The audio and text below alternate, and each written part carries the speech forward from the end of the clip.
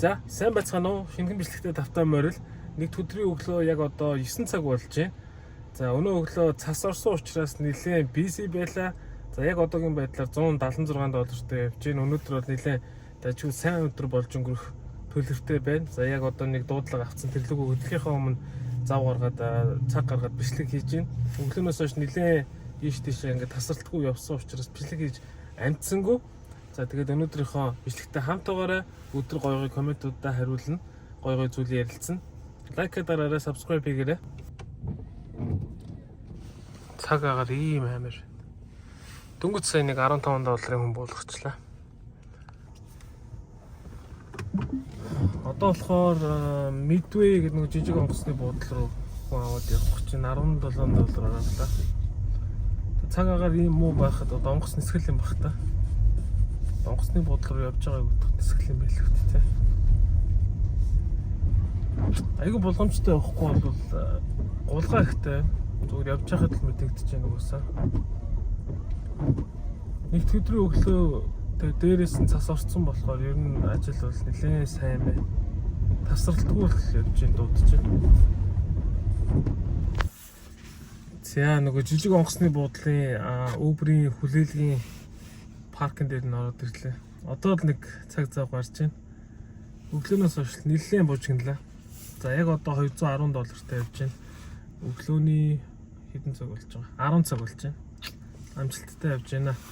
Яг нөгөө юутай өдрөө болохоор барилгын ажилтай өдрөө болохоор ийм юм байхгүй тий. Дандаа муу байдаг. Барилгагүй өдрийн өглөө болоод нэлээд сайн байгаа тийм. Ер нь баг угаасаа өдрөө тэгж тааруулсан л да. Хэд хоногийн өмнө нөгөө нэг утас оллоо тэгээд буцаагаад эзэн рүү гэрийн аяг руу нөгөөд явуулчлаа гэсэн бичлэгний доор бас нэлээд боллоо. Сүүлдээ одоо намайг хотлоо яриад байна. Баг өөрөө утсыг хулгайлчаад баг чиний буруу ухааны юм яриад явчлаа. Тэгээд яах гэж чудлаа ярих вэ тийм юм дээр. Утсыг буцаагаад явуулахдаа нэрээ юуг нөгөө нэг сервис фиг нь төлж жагаад экспрессээр явуулсан. Тэгээд 5 дахь өдөр би явуулсан. 1 дахь өдөр гэрийнхэн хаягаар Флорида мужид очиж чинь гэж хэлээ. Гэхдээ юу яаж болдгоо юм бэлээ? Гар утас учраас агаараар явуулж болдгоо юм бэлээ. Заавал газраар юм уу? Газраар гэсэн үг. Тэгэхээр таракаар л явж байгаа гэсэн үг.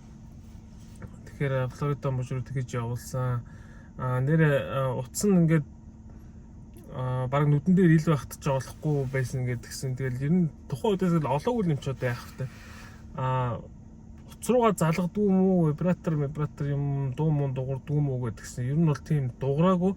Яг намайг утсыг олоход бол бүр 171 notificationтэй байсан. Тэгэхээр дууг мэдээж хаацлал байсан байж таарлаа.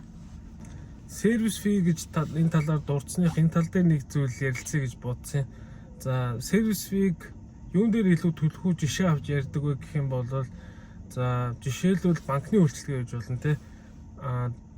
Эсвэл одоо нөгөө Mobicom Unitel гэдэг чинь өөрийн телефоны үйлчилгээ гэж болно. За хоолны газар байж болно те. Юу байдаг вэ гэхээр за жишээлбэл онлайнаар нь ороод үйлчилгээгээ авчих юм бол нэмэлт мөнгө төлөхгүй хин хиндэ нөгөө нэг чирэгдэл багтаа гэсэн үг шүү дээ. Салбар дээр нь очиод үйлчилгээгээ авах юм бол эн чинь тухайн ажилтан үйлчилж байгаа тэгээд тухайн байгууллагын одоо юу гэдэг нь тоог ус гэл ингээл бүх зардал нь нэмэгдэж байгаа учраас заавал салбар дээр ирж авж байгаа үйлчилгээн дээр сервис фи буюу үйлчилгээний хөлс нэмэгддэг тийм.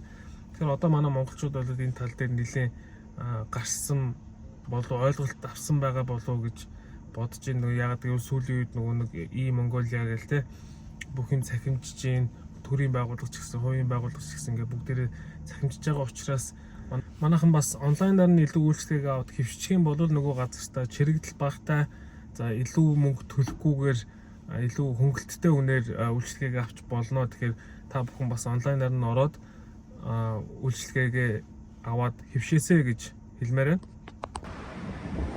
Онгоцны буудлын дээр нэг 20 идэх машин байна. Тэгэхээр энэ ч угаасаа жижигхэн газар л та. Урчин цас орсон. Биш ээ, тэрний өмнөх шөнө цас орсон. Урчин бас ахаад орсон. Аюу хүтэн болчлаа. Тасах гараж руугаа орсон байна. Тэр яг миний авдаг байсан ачаа шүү. Тэр яг миний авдаг байсан ачаа.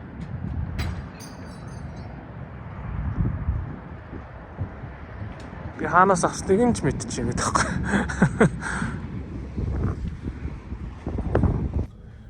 Бас нөгөө дараагийн комент нь болохоор шалгалтууд нөгөө Uber-ийн зогсоол дээр өдөр болгон шалгалтууд ирээд байгаа гэсэн дээр нэгдүгээрт нь юун шалгалт яваад байгаа юм бэ гэсэн байсан. Хоёрдугаарт нь чи өөрөө бичгээр нь асуудалгүй гэчээд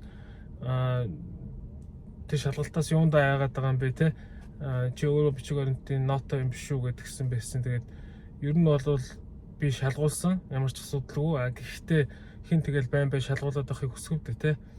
Нөгөө ICE шалгалт яваад байгаа. Баримтчилгаа ер нь байна гэсэн 10-аад хүн баригдсан байна гэж хэлсэн те. Тэгээ өөр илүүтэй мэдээлэл бол би өгмөөргүй байна. Яагаад гэх юм бол би ер нь бол дандаа хүнээс сонссон юмнууд л байгаад байгаа учраас бас баталгаагүй юм ярмааргүй байна. За бас нэг комент нь болохоор нөгөө харуудын хордлоос хүн авахгүй тэндээс гарлаа гэдгсэн чинь яагаад вэ тэрийг тайлбарлаач гэдгсэн байсан. За энэ чинь бол нөгөө нэг аюултай газрууд гэж бол байгаа гудамжнууд одоо юу гэдэг арианууд те. Тэгээ Чикагогийн доошогоо тэр South Side гэдэг тэр харуудын хорол, Мексикуудын хорол руу бол ер нь жоохон эвгүй байдаг асуудал ихтэй. За яг хөө манай найз мэдүүд бол янз бүр юм тохиолдож байсан. Яг миний ойр дотны хүнд бол бүр ингээд бидээ халтсан тиймэрхүү юм бол тохиолдож байгаагүй миний эргэн тойрны миний мэдж байгаа. Тэгээ ер нь бол юм сонсогддог. Тэгээд би болохоор нэг худлаа зөрөгтэйгээ харуулах гал тэндээс хүн аваад ажиллаад байх даймаргүй санагдаад байдیں۔ Ер нь боломжтой байгаа юм чи эндээсээ гараад тэгээд аюулгүй газар дуу нь очиод хүн авсан дээр за яагаад тэгж ийнэ гэх юм бол ерөнхийдөө зүгээр нэг үгээр хийх юм бол эдгээр чинь зарим нэгэн хүмүүс нь бол ингээд одоо үр дагавраа бодох чадваргүй гэх юм уу зүгээр тэгээд муудалцлаа бол буугаа гараад буучдаг тиймэрхүү бичлэг зөндөө харсан шүү дээ бид нар те. Тэгэхээр ерөнхийдөө заавал тийм асуудалтай газар эрсдэл хүлээн байж тэнцээ ажиллаад их шаардлага бол байхгүй гэж үзэж байгаа. За тэгээд тийм байна одоохондоо хариулах комментууд бол юм байна. Та бүхэн бас энэ бичлэгний доороос комментуудаа үлдээгээрэй. Ер нь бол комментууд их ирж байгаа. Тэрэнд маш их баяртай байгаа. Баярлалаа гэж хэлэх гэсэн. За би одоо хүлээж авах хоорондоо сая хэд хэдэн дуудлагууд орж ирлээ авсангүй.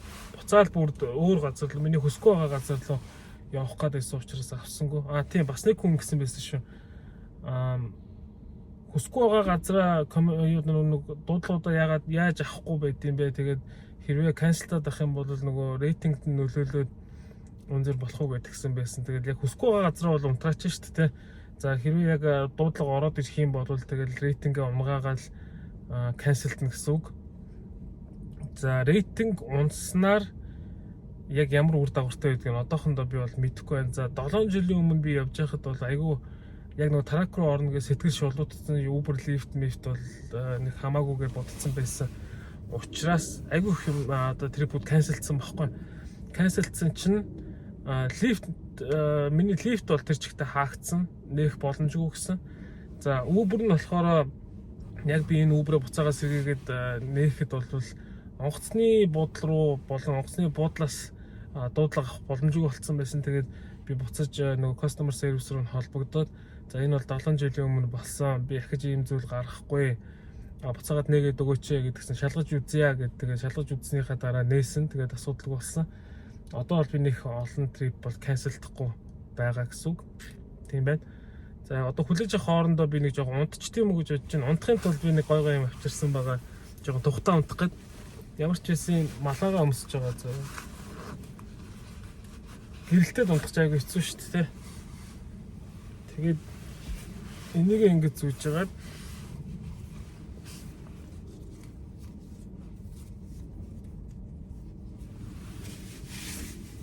Ингэж нүдээ тагалж байгаа л жоохон унтчихсан да.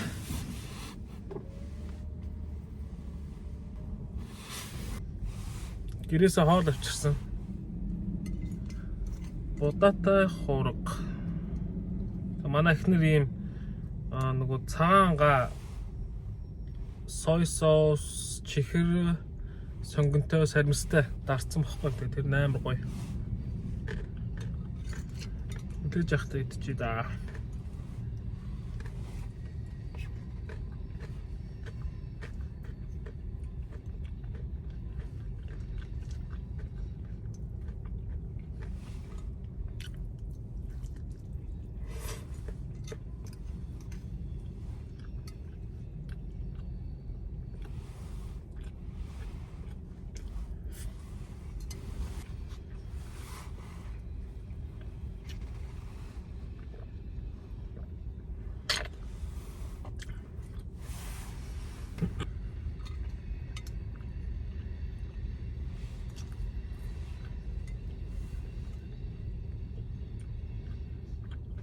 Харин халаасангүй.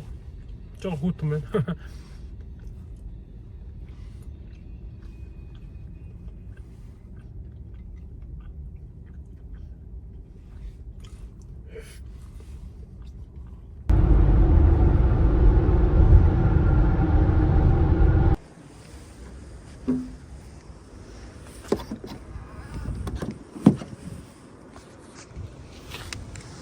За даунтаунд үүдэг цөөхөн хэдэн чаржруудын нэг юм байна. Ороход ийм тикет өгч байна.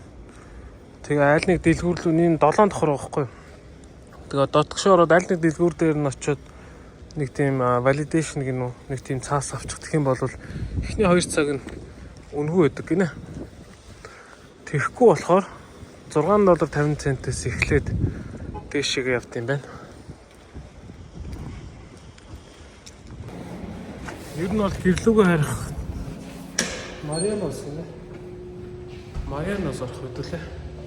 Ер нь бол гэрлүүгээ харих маяр цал байгаа л та зүгээр явах. Ахаа жоохон ажиллаж магадгүй гэж үзээд нэг гэсэн сэргэлчээ. Гойрч шүү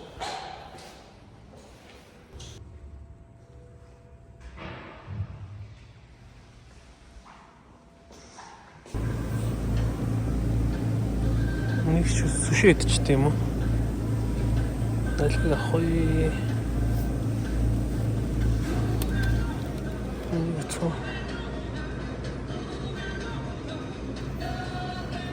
Orange макки гэнэ.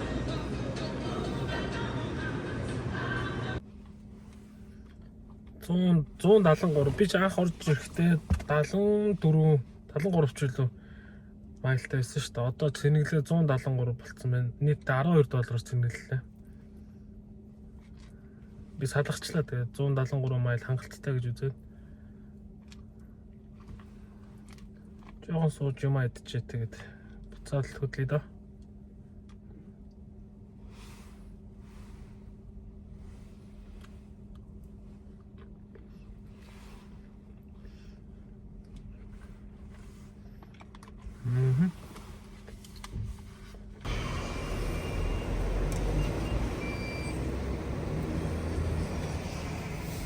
Онгоц. За онгоцны буудлын зогсоол дээр ороод ирсэн байна. Нааш ирж явах явцад энэ араа онгоцны буудлын ингээ улаацсан байгаа байхгүй. Одоо энэ дээр $50 гэж байгаа. Дөнгөж сая нааш орж ирэх юм $24 байсан. Тэгээ яг орж ирэхэд л ингээ $1 болчлоо. Эндээс хүлээж байгаа нэг гарчтай юм билүү дээ. Одоо энэ болохоор юу гэсэн үг вэ? Дараагийн дуудлага дээр энэ мөнгө нэмэгдэж орж ирнэ гэсэн үг байхгүй. Одоо 340 болж байна. Өнөөдөр $287 явж байна. Override for approval. Downward scroll явахгүй. Одоо энэ дээр нэг match гэж гарч ирэх юм бол энийг нь авахгүй гэж болдог байхгүй. Рейтинд нөлөөлөхгүй гэсэн үг. Offer expired. Гэрийнхэн зүг авчвал бүр илүү сайн байна. Шууд тэрийг буулгаад харчмаар байна. Нара $17 нэмэгдэлтэй болсон.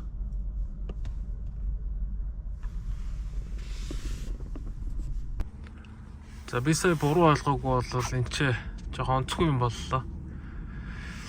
Айгүй олон машинууд заяа. Ингээд одоо энэ юунуудын голоор ингэж яваад машинуудын зогсож байгаа голоор нь ингэж яваад тэгээд айгүй чангаар сигналтад яваад байгаа байхгүй. Бараг 20-од машин сигналтад яваад байгаа байхгүй. Тэгэнгуут нөгөө нэг жолооч нар нь жоохон айд сандарсан уу яасан гинт бөөнөрө гараад одоо яг тэнцээ ингээд оочлоо зогсоод байгаа байхгүй. Тэгсэн чинь онгоцны буудлын дээр нөгөө трип нь үрчиж байгаа байхгүй. Тэгэхээр би бодохдоо эднэр ингээд албаар хүмүүсийг сандаргаж эндээс гаргангуудаа машиныг багасгаад угаасаа нөгөө өглөө цастай байсан учраас айгүй олон нислэгүүд канселсан байгаа шүү дээ. Тэгээ тэр хүмүүс нь одоо эргээд нислэг ч юм уу ингээд ер нь онгоцны буудлын айгүй бизи яваа байхгүй. Тэгээ одоо энэ ингээд хоо хоосон болцсон гэдэг. Тэгээ тиймэрхүү байдлаар зохиомлоор эднэр нөгөө хүмүүсээ гаргаад жолооч нараа гаргаад тиймэрхүү байдал үүсгээд байх шиг байх юм.